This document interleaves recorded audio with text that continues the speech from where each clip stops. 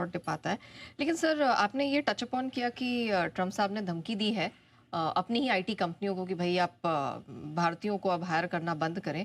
क्या इनकी धमकी से हमारे आईटी स्टॉक्स आज विचलित हो सकते हैं? वैसे ही विचलित है, बेचारों की हालत ख़राब है। बात तो सही है। मतलब कल तो मतलब हमारा भी कल जो कॉल था तो बहुत ही गंदा था।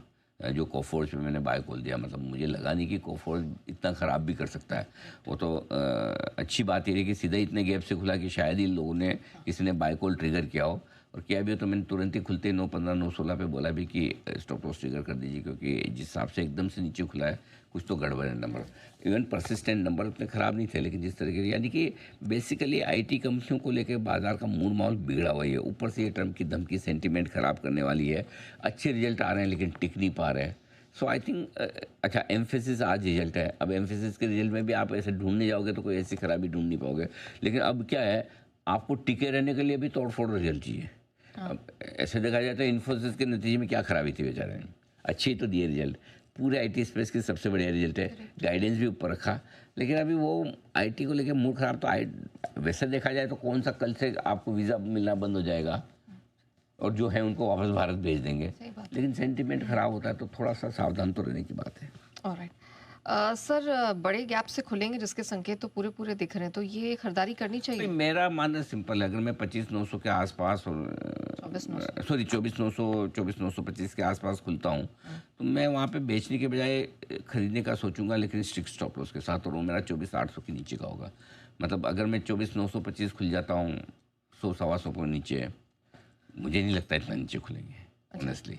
मेरे ख्याल से हम ज़्यादा से ज़्यादा ख़राब खुल भी गए तो 24,975 25,000, इसके नीचे नहीं खुलनी चाहिए कायदे से, बनता तो नहीं है। फिर खुल जाए तो अपने, तो मेरा मानना वहीं पे सपोर्ट ले लेंगे।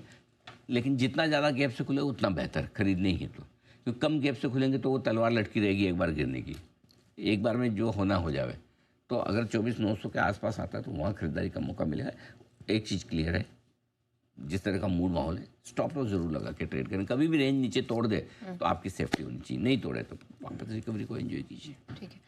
क्या ये ही रिकमेंडेशन मिड और स्मॉल कैप के लिए भी होगी, या मतलब अभी होल्ड करना है या घटे जरूर है mid cap small cap share, लेकिन मैं ऐसा बहुत परेशान नहीं हूँ उनको लेके। उसकी वजह ये कि अगर 3-4 स्टॉक के आपका मूड खराब कर दे, फॉर एग्जाम्पल IEX अगर आपका 30% घटेगा तो स्मॉल कैप इंडेक्स को तो नीचे आना ही पड़ेगा ना। एक IEX 30% है, कोई आपका 7-8% 6% आपके एम्फेसिस परसिस्टेंट और कोफोर जैसे शेयर घट जाते हैं तो मिड कैप इंडेक्स तो घटेगा ही ना।